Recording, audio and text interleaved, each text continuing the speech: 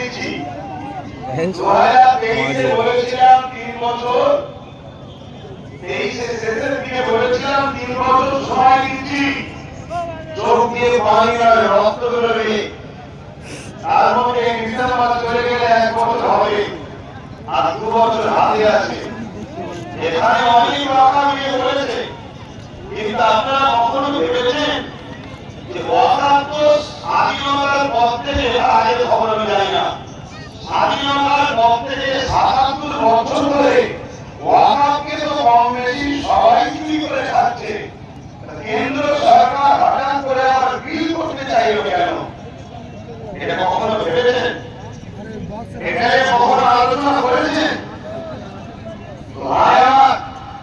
তারপরও বাকি ধরার পরে আমিও ভাবলাম 2-4 জন ভোট করার জন্য, একটা মানুষের ভুলের জন্য, আমাদের নিউ জেনারেশনের জন্য কমসে কম আমাকে কথা বলা দরকার।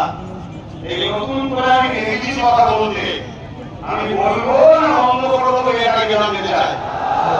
আপনিও শান্তি দিয়ে বলুন, বলবো না বলবো, ওপর নিচে থাকে যে হাত তুলুন, যারা বলতে বলছেন হাত তুলুন। এই কথা বলবো নাকি? কথা বলবো, কিন্তু কথা বললে শুধু শুনলে না বিশ্বাসের সাথে সাথ দেবেন। আমার দেশে একজন মহানায়ক ছিলেন নেতাজি সুভাষচন্দ্র বসু।